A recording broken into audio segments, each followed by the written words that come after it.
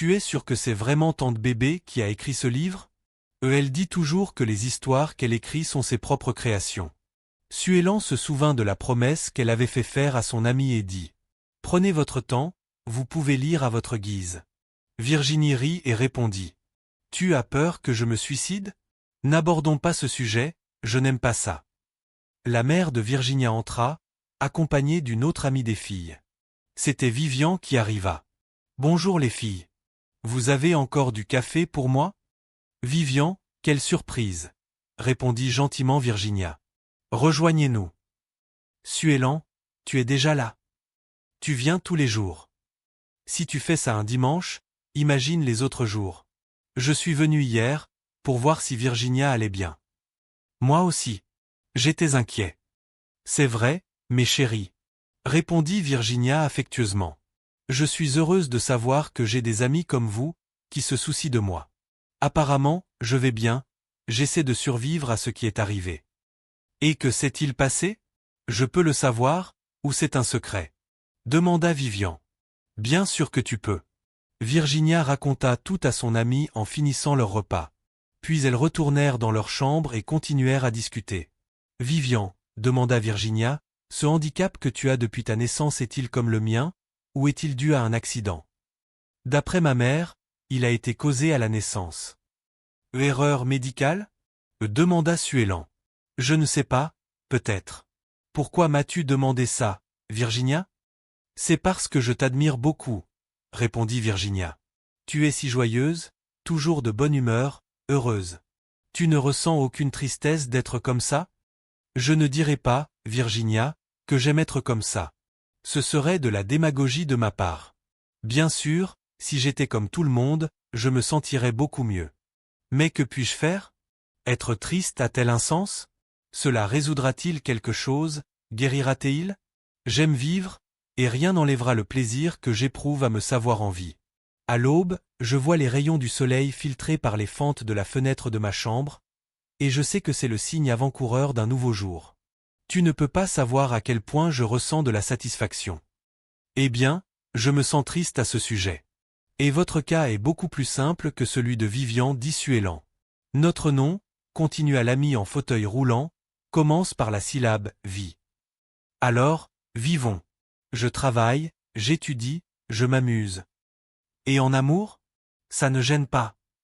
La jeune femme était un peu pensive et répondit. Eh oh, Virginia. Je ne sais pas. Peut-être, non? Un garçon qui voudrait sortir avec une fille comme moi et l'épouser ne serait que par amour ou par intérêt, tu ne crois pas? Non, je ne pense pas. Tu es belle et ta présence est très agréable, dit Virginia avec conviction. Tu n'as jamais aimé personne? Demanda Suélan, un peu gêné. Bien sûr que j'ai aimé, pas vrai, Suélan? Je n'ai pas aimé. J'ai aimé. Les deux, d'une seule voix, demandèrent. De qui? Je ne peux pas le dire. C'est mon secret, et c'est mon secret. Après tout, je sais que c'est impossible. Il ne me veut pas, et c'est pour ça qu'il ne le saura jamais. Comment sais-tu qu'il ne te veut pas? Demanda Suélan. Il n'a jamais rien laissé entendre. Et je ne veux quelqu'un à mes côtés que par amour. Pas par pitié.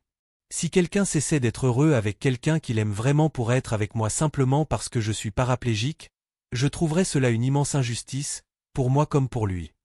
Ils revinrent à la conversation sur la relation de Virginia, et Suélan eut une idée. Je vais appeler chez Davinson pour voir si je peux parler à sa mère. Peut-être qu'elle a des nouvelles. Puis-je? L'amie a accepté et elle a dit. J'appellerai depuis mon portable. Ils ont peut-être un identifiant d'appelant. Suélan composa le numéro et... Il appelle. Quelqu'un à l'autre bout du fil a dit. Bonjour. Bonjour. J'aimerais parler à Davinson. Qui est-ce? Oh, Suélan, comment vas-tu? Voici Maria Alice, sa mère.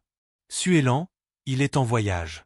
Il y a 4 jours, je suis arrivé à la maison et Antonina, la jeune femme qui travaille avec nous, m'a dit qu'il était parti. Accompagné de Juliana, portant une valise, et elle a dit qu'ils allaient voyager. Ils n'ont pas dit où? Non. J'ai trouvé ça bizarre. Il ne m'a rien dit, et il n'est toujours pas revenu ni rappelé. Je commence à m'inquiéter. Restez calme, Madame Alice, les jeunes sont comme ça. Il va bientôt arriver. Si Dieu le veut, ma fille. Passez une bonne journée, Madame Alice. Virginie, qui avait écouté attentivement, parla, bouleversée et les larmes aux yeux. C'est vrai. Il est tellement amoureux qu'il ne pense même pas à le dire à sa mère. Comment ai-je pu être aussi naïve et stupide? C'est pour ça que je préfère, même quand je suis amoureux, rester chez moi, seul. Tu as raison, Vivian, ajouta Virginia. Mais il va me payer, oh, il va. Suellan, qui écoutait en silence, intervint bientôt. Tu ne vas pas faire de bêtises, n'est-ce pas, Virginia? Je ne sais pas si ce que je vais faire est stupide. Ils ont parlé encore quelques instants puis les filles sont parties. Virginia entra dans la pièce, s'assit sur le lit et cette pensée envahit à nouveau son âme. Arrête tout de suite, ne perds pas de temps à le blâmer. Ce sera ta vengeance. Il n'aura pas la paix, il aura des remords. Elle secoua la tête, essayant de chasser ses pensées, prit le livre et pensa. Aurait-il vraiment des remords? Je connais un cas où la fille a fait ça et où le garçon n'a même pas pris la peine. Il en a épousé une autre, puis l'a abandonnée pour une troisième. Si je dois le faire, je le fais pour moi, pas pour les autres. Puis il ouvrit le livre, chercha le passage où il s'était arrêté et recommença à lire. Partie 3. Le trajet a duré environ 30 minutes. Je ne savais pas où il m'emmenait. J'espérais qu'ils m'avaient entendu et qu'ils étaient retournés à l'hôpital, mais je soupçonnais quelque chose de pire. Lorsqu'ils ont de nouveau retiré le couvercle, qui m'étouffait, j'ai réalisé, incrédule, qu'il s'agissait d'un cimetière. Je n'avais plus la force de crier et de dire que j'étais en vie. Quelle horreur de savoir qu'on est en vie et qu'on va être enterré. Après m'avoir dit au revoir une dernière fois, ils ont remis le couvercle. Sur le cercueil, tandis que j'essayais encore de bouger, hurlant et pleurant comme une folle. En vain, ils ont commencé à jeter de la terre. Le bruit m'a rendue encore plus nerveuse. J'ai commencé à halter, j'étouffais et je paniquais. Puis, au prix d'un effort surhumain, j'ai réussi à me sentir hors du trou, mais j'ai vu les gens m'enterrer avec le cercueil. Étrange. Personne ne m'a vu, car personne n'avait peur. Mais mon désespoir était si grand que je n'arrivais plus à coordonner mes pensées. Il était tard quand ils ont fini.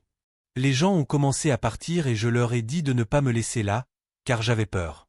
Au cimetière. Mais tout le monde partait. J'ai essayé de les suivre, mais quelque chose me retenait dans cette tombe. C'était comme une force, une corde, quelque chose qui me retenait là. Je n'avais plus aucune raison de pleurer. Je me suis assis directement sur le monticule de sable que les fossoyeurs avaient créé. Avant même de pouvoir réfléchir, j'ai entendu des rires bruyants et vu d'étranges silhouettes. Ah! Ah! Ah! Tu es maintenant l'un des nôtres. J'ai essayé, effrayé, de trouver d'où venaient ces voix. Tu es morte, ma chère. Tu ne t'en es pas encore rendu compte. Tu crois avoir échappé à cette chute. Mais je parle, j'écoute, et tout mon corps est brisé. Je suis vivant. Hourra, c'est pas vrai. Ce n'est pas ton corps. C'est celui de l'esprit. Le tien est là-bas, enterré. Incapable de supporter la terreur, je suis retourné dans le cercueil et je suis resté là, tremblante, pensant. Que me veulent ces êtres? Ont-ils raison? Suis-je mort? Ils ont dit que je n'avais pas échappé à la chute.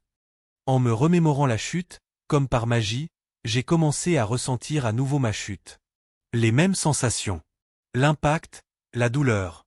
Je ne sais pas combien de temps je suis resté dans cette situation. À un moment donné, je suis retourné dans l'espace clos du cercueil. Et là, quelque chose d'encore plus étrange s'est fait sentir, une odeur qui ressemblait à de la pourriture. J'ai senti quelque chose faire bouger tout mon corps. Qu'est-ce que ça pouvait bien être? Quand j'ai compris, j'ai été encore plus terrifié. C'était mon corps qui était en cours de décomposition, d'où la mauvaise odeur. Les animaux me dévoraient. Une sensation horrible, épouvantable, indescriptible, m'a envahi. Et j'ai pensé. Ce tourment ne finira-t-il jamais? Ça ne cesse d'empirer. Après mûre réflexion, je suis arrivé à la conclusion suivante. Je ne peux plus me faire d'illusions. Je suis vraiment mort. J'ai regardé mon corps se décomposer, alternant avec des sensations de chute, impuissant car j'étais prisonnier du cadavre. Je ne me souviens plus du moment exact, mais je crois que plusieurs années se sont écoulées avant que j'entende quelqu'un m'appeler. Laura, viens. On est là pour te chercher. Virginie, ayant terminé cette partie, posa le livre sur ses genoux, s'étira et pensa. Quelle histoire! Tout ça à cause d'un suicide. Pauvre Laura. Elle pensait résoudre un problème et s'est retrouvée avec des problèmes bien pires. Il reprit le livre et continua à lire. Partie 4. Je suis monté à l'étage, très déprimé. Il y avait d'autres personnes, guidées par ces êtres étranges. Ils m'ont dit que je devais trouver un nouveau foyer. Dans cet état, en apprenant que je partirais de là et que j'allais avoir un nouveau foyer, je n'ai pas posé de questions, j'ai juste demandé. Quel endroit est-ce? C'est loin? C'est une vallée, répondit le chef d'équipe. Nous sommes montés à bord d'un transport auquel je n'ai pas prêté beaucoup d'attention et avons continué notre route. Le trajet n'a pas été très long. Je l'ai trouvé étrange seulement au début de la descente.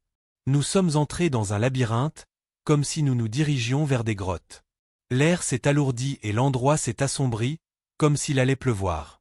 J'ai commencé à entendre des gémissements terrifiants. Le transport s'est arrêté et on m'a dit « Prêt. C'est ici que vous séjournerez et vivrez pendant un certain temps. » Je pensais, c'était trop beau pour être vrai. Quel endroit horrible, sale et poisseux. Où suis-je venu vivre? Je ne vois que des grottes sombres. Et ces pauvres bêtes vivent dans la boue. On dirait des cochons. Les autres sont comme des fous, faisant les 100 pas. Ce qui était intéressant, c'est que l'esprit de chacun reproduisait le moment, les symptômes et les conséquences de son propre suicide. Certains tentaient de se sauver des eaux dans lesquelles ils s'étaient jetés. D'autres ressentaient la douleur du poison ingéré, se coupant les entrailles et vomissant du sang. D'autres encore ressentaient les effets de la chute, comme moi. Il y avait aussi des personnes avec des oreilles en sang suite à la pénétration de projectiles qu'elles s'étaient tirées avec des armes à feu, d'autres avec les poignets tranchés, et d'autres encore sentant les roues des voitures ou des trains sous lesquels elles s'étaient jetées pour mourir. Il y avait aussi ceux qui couraient et hurlaient, ressentant la douleur du feu qui brûlait leur chair, un feu qu'elles avaient délibérément allumé, et il y avait ceux qui étaient pendus, ressentant l'asphyxie de la pendaison. Et c'est sans compter, avec l'inconfort des microbes qui dévoraient nos corps. Pour apaiser notre faim, nous nous nourrissions d'insectes immondes et étanchions notre soif avec l'eau sale des marais. Ouais, c'est là que j'ai fini par vivre. C'était 1000 fois pire que de perdre un petit ami, d'être mère célibataire et d'affronter un père strict. Oh, si j'avais su ça avant et si j'avais pu remonter le temps. J'aurais tout fait différemment. Comme j'aurais aimé que tout ça ne soit qu'un cauchemar et que je me réveille. Mais non, c'était vrai. Virginia arrêta momentanément de lire, ferma les yeux et pensa. Quelle histoire! Qu'est-ce que j'allais faire? Je suis si contente que Suélan m'ait apporté ce livre. Elle a dit qu'elle ne savait pas de quoi parlait l'histoire. Elle ne le sait vraiment pas? Si c'est vrai, c'est une sacrée coïncidence. Mais est-ce que de telles coïncidences existent vraiment? Cette pensée lui revint. Tout est faux dans ce livre. Et c'est une coïncidence, oui. Si tu meurs, tu cesseras de souffrir. Virginie, irritée contre elle-même, car elle pensait que cette pensée était la sienne, répondit. L'histoire est vraie, je le sens. Et si c'est une coïncidence ou non, je le saurai plus tard. Et il reprit sa lecture. Pendant longtemps, ce qui m'a semblé une éternité, j'ai vécu dans cet endroit humide, boueux et étouffant. Plus tard, j'ai découvert que j'y avais passé près de 40 ans. Certains habitants de cet endroit étaient immergés dans la boue, d'autres cachés dans des grottes, et d'autres encore erraient. Je me suis caché dans l'une d'elles. En sortant, je me perdais souvent, et en cherchant d'autres cachettes, je souffrais terriblement de douleurs et de saignements. Quelle horreur, ces larves visqueuses, semblables à des limaces, rampant sur nos corps. Terrifié, j'essayais de fuir, mais souvent, je ne pouvais pas m'éloigner, comme dans mes pires cauchemars. Des créatures, furieuses, nous attrapaient et nous jetaient dans la boue, d'où nous avions beaucoup de mal à nous échapper. Parfois, je me sentais mieux, apaisé. C'était comme si quelqu'un se souvenait de moi, priant pour mon bien-être. C'est à ce moment-là que je me suis souvenu de demander de l'aide à Dieu, car je ne supportais plus tant de souffrance. J'étais sur le point de capituler et de m'isoler dans une de ces grottes, laissant le temps s'écouler sans espoir. Et l'aide est arrivée. Un être éclairé est entré dans la grotte où je me trouvais et m'a parlé d'une voix douce. « Laura, viens. Le temps est venu de commencer ta convalescence. » « Qui êtes-vous, monsieur? Un ange? Les anges entrent-ils en enfer? » Je suis l'un de ceux qui ont sauvé les frères qui sont prêts à être soignés dans les hôpitaux de la colonie. Si oui, je suis prêt. Je ne supporte plus d'être ici. L'être éveillé m'a gentiment pris la main et nous avons quitté la colonie. Grotte. D'autres étaient déjà accompagnés de leurs protecteurs. Le transport, portes ouvertes, nous attendait. Nous sommes entrés, nous nous sommes installés et sommes repartis sans manquer personne. Tous les rescapés étaient extatiques, incapables de croire qu'ils pourraient vivre ailleurs. Au fond, nous sentions que les choses allaient mal. La situation commençait à s'améliorer. Certains se sont endormis d'épuisement. Au bout d'un moment, il y a eu un arrêt et on nous a demandé de descendre. Nous avons été conduits dans un grand hôpital. Virginia marqua une petite pause avant de commencer à lire la nouvelle partie et commenta dans son esprit. Il était temps. Après avoir médité un moment, il continua. Ce que je trouve intéressant, c'est l'identification que je ressens entre l'histoire de Laura et la mienne. Parfois, c'est comme si c'était la mienne. Alors qu'il allait reprendre sa lecture, il entendit frapper à la porte et dit « Entrez, c'est ouvert ». Quelques secondes plus tard, quand il vit qui c'était, il dit ironiquement « eh bien, qui vois-je? Si ce n'est pas mon frère Kaelton, un dimanche matin, à la maison, frappant à la porte de ma chambre. » Le garçon entra, ferma la porte et elle continua. « Comme tu as grandi, mon frère. Tu as l'air différent.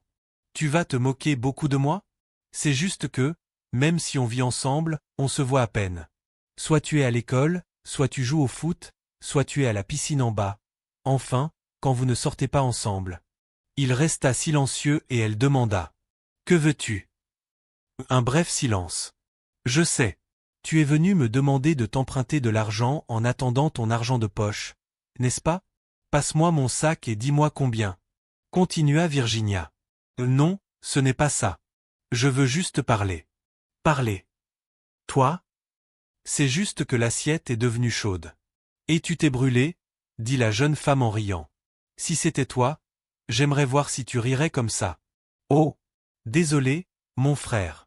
On dirait que c'est du sérieux. Raïlda est enceinte. »« Aussi. » Le jeune homme, sans comprendre, demanda. « Aussi, pourquoi?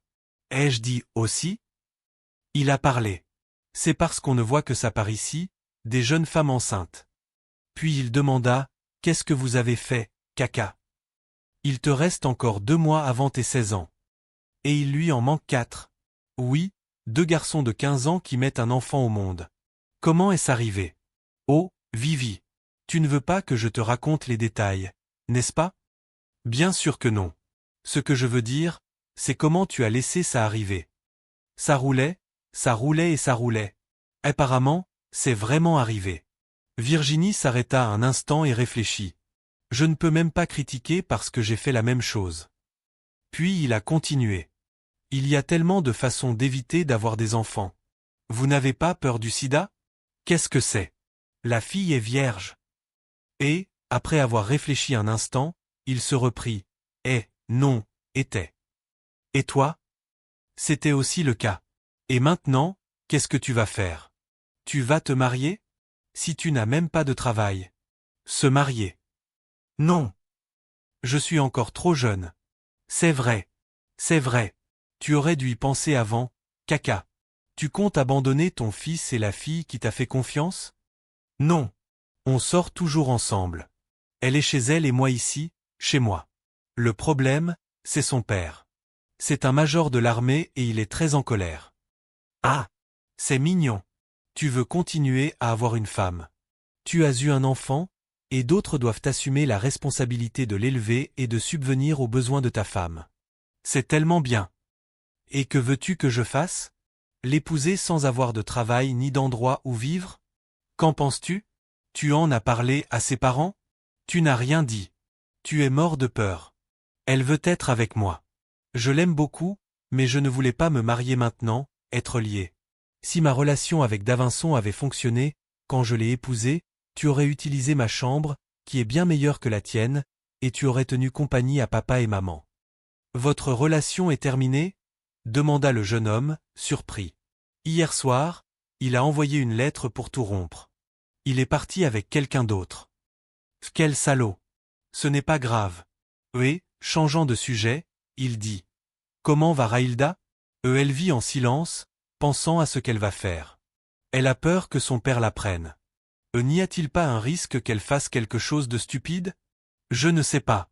Elle a dit un jour qu'elle avait envie de mourir. À vrai dire, j'ai peur qu'elle essaie de se suicider si je lui dis que je ne veux pas l'épouser, ou si son père se met vraiment en colère et devient agressif. Faisons-le. Avant d'en parler à qui que ce soit, viens me parler ce soir. J'essaierai de lui parler du suicide.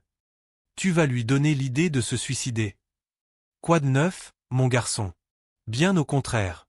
Je vais la sonder pour découvrir ses intentions, et si nécessaire, la faire changer d'avis. À ce moment-là, leur mère les appela pour déjeuner. Cet après-midi-là, Virginia alla sur le balcon de l'appartement et continua sa lecture. Partie 5. Nous sommes entrés dans ce magnifique hôpital et avons traversé de larges couloirs jusqu'à nos chambres. C'était comme les services hospitaliers que je connaissais, nous étions 4 dans une chambre. Il y avait le service des hommes, à droite en entrant et en traversant les couloirs, et le service des femmes, à gauche. Nous sommes allés directement aux toilettes pour nous laver, prendre une douche et enfiler des vêtements propres. Avant de nous habiller, on nous a indiqué nos chambres. Une sorte de jet d'air chaud sortait d'une machine que nous utilisions pour nous purifier des impuretés incrustées en nous. Ils tournèrent ensuite quelques boutons et la machine commença à aspirer, comme si une force magnétique nous tirait quelque chose.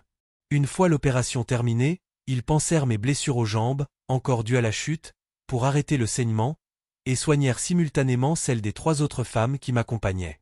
Nous nous sommes ensuite habillés et sommes allés nous coucher en attendant le repas. La fille à côté de moi avait un bouchon dans l'oreille pour arrêter le saignement. Quelques jours plus tard, elle m'a annoncé qu'elle était morte d'une blessure par balle à l'oreille, qu'elle s'était infligée elle-même. La fille en face de moi avait reçu un médicament blanc et un dispositif placé sur son ventre pour réduire ses vomissements. Elle s'était suicidée en ingérant du poison. La fille à côté d'elle semblait plus âgée. Elle suffoquait constamment et sortait sans cesse du lit comme si elle cherchait de l'air. Elle a dû être intubée pour respirer normalement. Elle s'est suicidée par pendaison. Après les repas, nous nous sommes allongés pour nous reposer et dormir, et on nous a dit que les traitements eux-mêmes commenceraient le lendemain matin. Virginia marqua une pause et réfléchit à ce qu'elle lisait. Comment tante Bébé a-t-elle pu écrire une chose pareille? Avec une telle simplicité, d'où tenait-elle ce savoir? Même si elle l'avait inventé, il faudrait qu'elle soit douée pour créer tout ça. L'a-t-elle lu dans un livre? Quand j'aurai fini, je discuterai avec elle. Il reprit le livre et continua sa lecture. Le matin, après le petit déjeuner, on nous a conduits chacun dans une pièce spécifique. On m'a installé sur un lit, et un homme, que je supposais médecin, a commencé à me caresser le corps, transmettant une énergie très puissante qui a commencé à soulager la douleur. Ensuite, on m'a emmené dans une autre pièce, où se trouvait un homme âgé à l'apparence très agréable, du nom de Célestino, qui a commencé à me parler. Il m'a demandé de lui raconter toute ma vie, avant ma mort, et il est resté silencieux, écoutant. J'ai alors imaginé qu'il était une sorte de psychologue. Je lui ai raconté tout ce dont je me souvenais jusqu'à ce moment-là. Puis, l'homme m'a demandé de me concentrer sur ce qu'il allait dire. Il a commencé à réciter une belle prière à Jésus, implorant son aide. Puis, par l'induction magnétique exercée par sa voix sur ses paroles, il a essayé de dissiper les effets de la chute de mon esprit, arrêtant le saignement. Ce premier jour, l'amélioration était imperceptible, car elle était ancrée dans mon esprit depuis des années. Il m'expliqua que ces douleurs étaient imaginaires, car je n'avais plus de corps physique. C'est seulement à ce moment-là que je me suis arrêté pour observer mon corps. Je me souvenais qu'il était décomposé par des vers, mais je n'avais jamais cessé d'avoir un corps et je n'avais jamais pensé qu'il n'était pas le corps que j'avais fait sursauter et s'écraser au sol. Ce corps était effectivement différent, mais sa forme était identique à celle de l'autre. Une aide-soignante m'a ramené dans ma chambre et m'a annoncé que je reprendrais le traitement le lendemain. Cet après-midi-là, nous sommes tous allés dans une grande salle où l'on a projeté des films sur le sens de la vie, avec des conseils pour se libérer des pensées ancrées dans nos esprits et nuisibles à notre guérison. Ensuite, une série de conférences a expliqué comment agir pour mieux réussir les traitements. C'était très instructif. Comment nous nous trompons en pensant pouvoir disposer de notre vie comme bon nous semble. Dieu, dans sa sagesse, nous a créés parfaits et a même envoyé Jésus pour nous montrer le chemin pour y parvenir, vers la perfection. C'est nous qui commettons des bêtises, comme nous suicider, en pensant que cela mettra fin à tout et à la souffrance. Oh, si seulement c'était ainsi. C'est en se suicidant qu'on connaît la vraie souffrance. Après le dîner, nous n'avons eu aucune activité. Comme nous nous sentions mieux, nous avons décidé de parler à nos colocataires. J'ai découvert que la fille à côté de moi s'appelait Neyara. Elle s'était suicidée parce qu'elle était devenue dépressive et avait perdu le goût de vivre.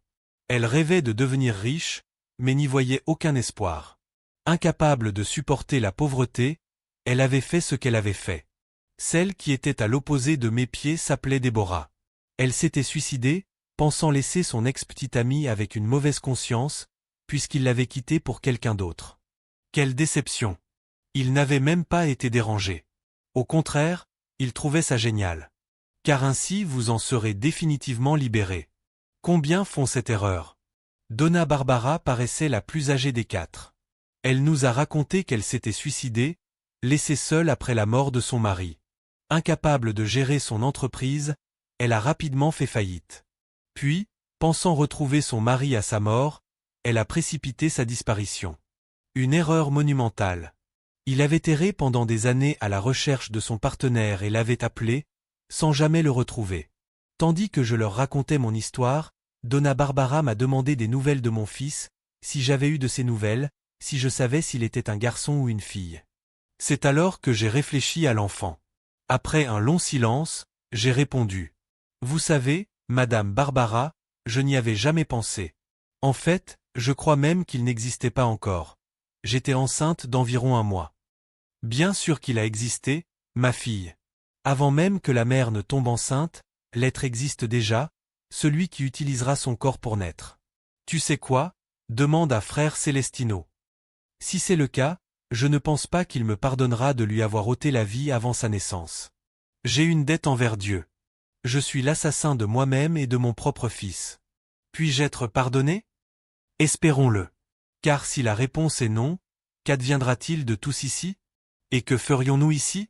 À nous préparer à aller en enfer? Les yeux des 2 autres collègues, qui nous écoutaient simplement, se remplirent de larmes, regrettant ce qu'ils avaient fait.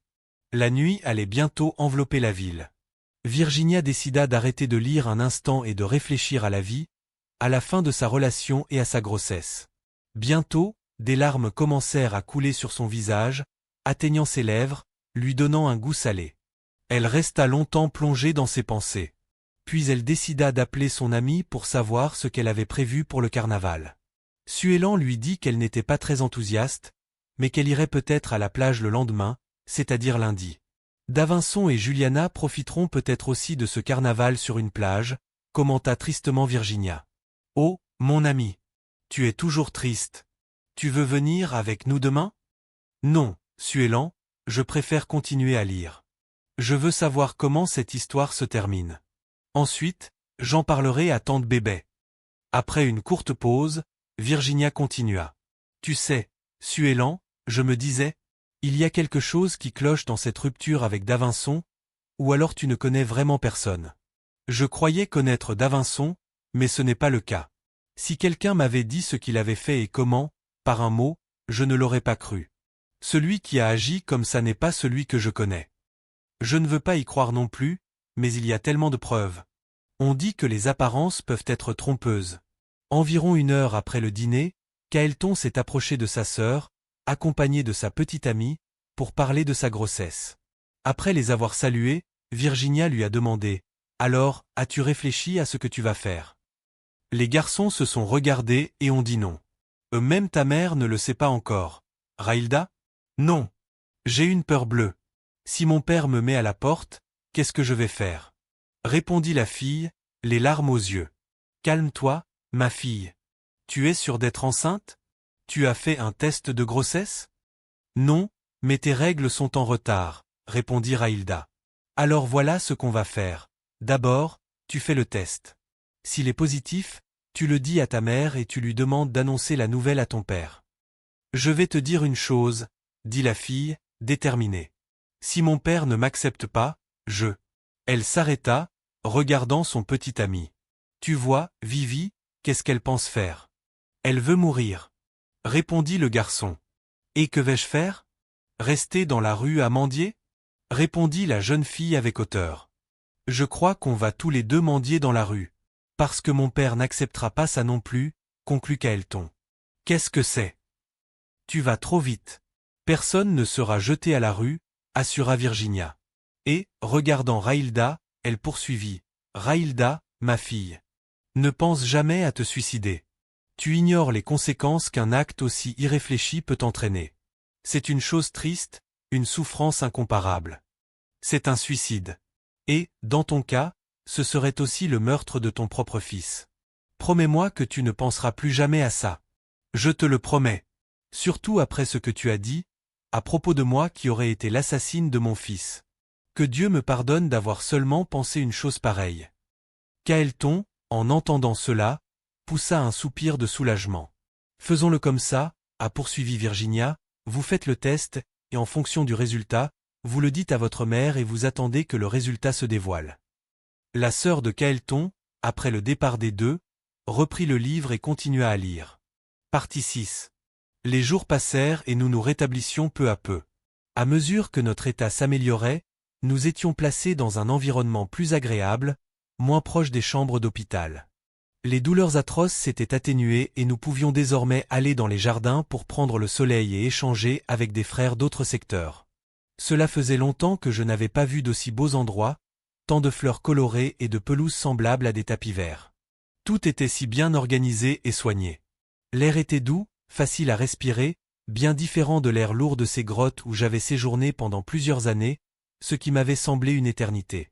En voyant d'autres bâtiments, j'ai demandé au jeune homme qui nous accompagnait. « Frère Samuel, que sont ces autres bâtiments?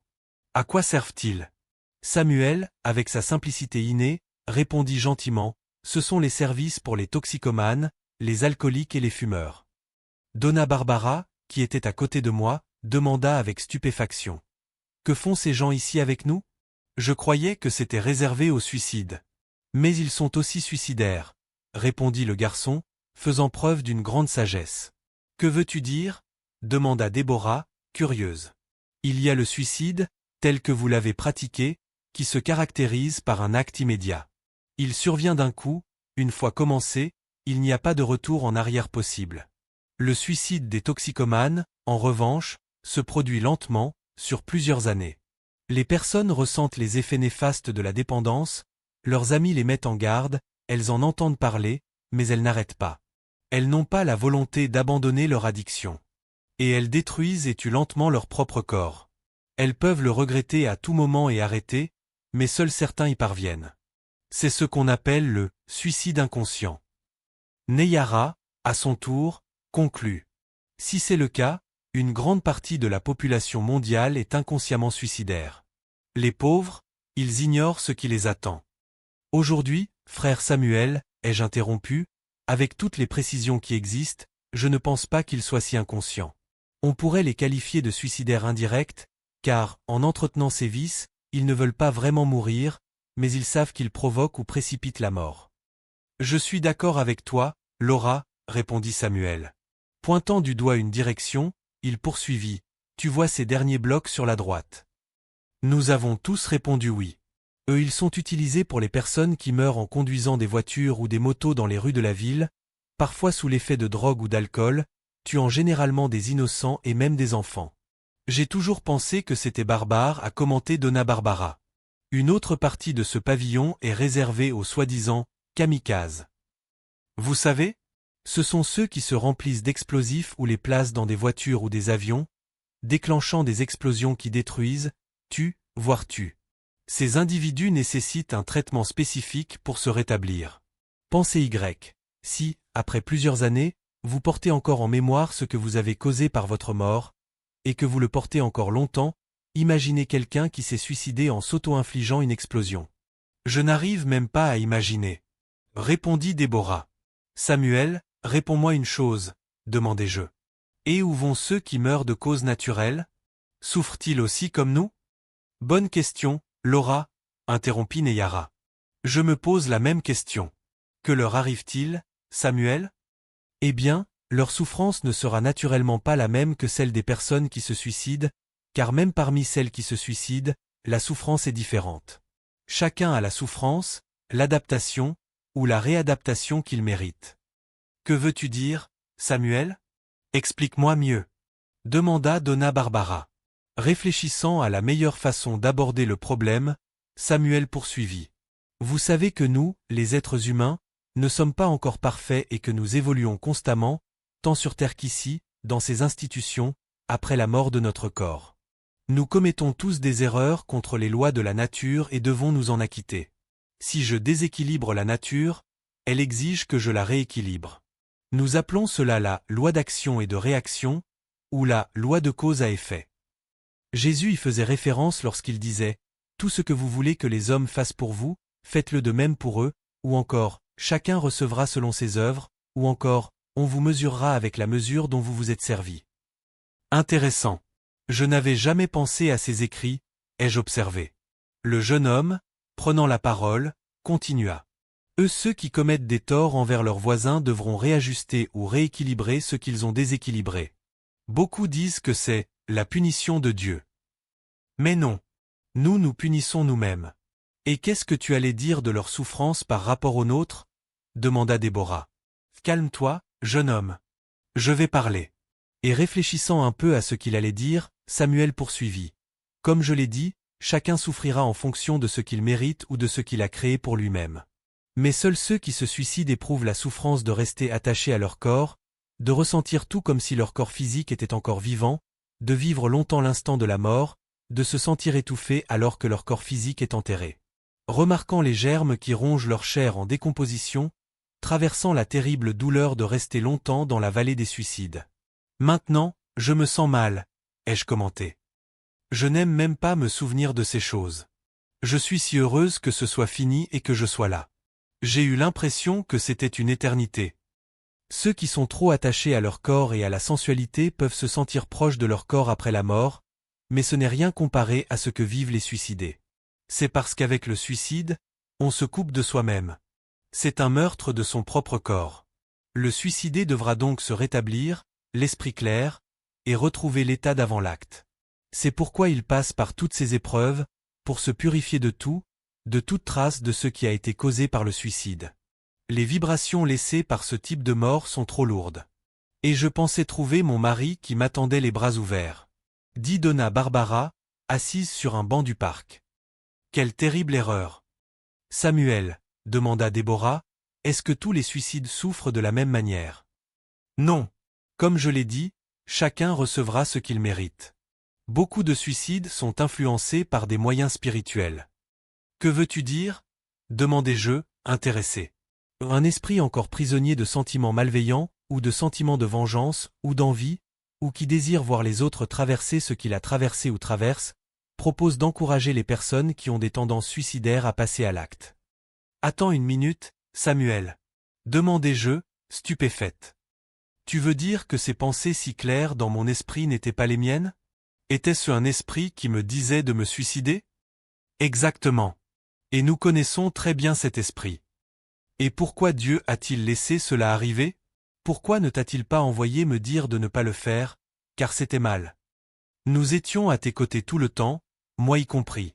Te souviens-tu d'une pensée qui disait « Laura, ça n'en vaut pas la peine, la vie est belle, tout passera. Dieu ne t'abandonnera jamais ?» C'est moi qui te l'ai murmuré à l'oreille. Je me souviens, dis-je en baissant la tête et en essuyant mes larmes. Mais tu ne m'as pas écouté, ou plutôt tu ne m'as pas écouté. Et le libre arbitre est à toi, un don de Dieu, et la décision de mettre fin à la vie du corps t'appartient. Je suis désolé, Samuel, et, levant les yeux, j'ai supplié, Dieu, pardonne-moi. C'est toujours comme ça. Nous guidons, mais nous ne pouvons pas interférer avec le libre arbitre. Si tu avais élevé tes pensées vers Dieu avec foi, en demandant de l'aide pour ton cas, tu aurais élevé ton niveau vibratoire, qui était bas à cause de la haine que tu ressentais pour John, et nous aurions eu un meilleur accès à ton subconscient.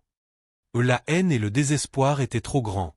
Vous vibriez davantage en harmonie avec le frère en difficulté qui se tenait à vos côtés. C'est un suicidé de l'époque de l'Inquisition. C'était un prêtre, trahi par un autre qui prétendait être son ami et livré au tribunal. Incapable de supporter la souffrance, il a commis l'acte.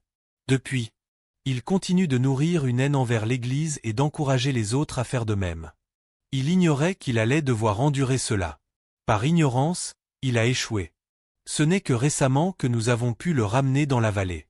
Et dans un cas comme le mien, où vous dites vous-même que j'ai été influencé, y a-t-il, comment dire, une réduction de ma peine ou de mes souffrances?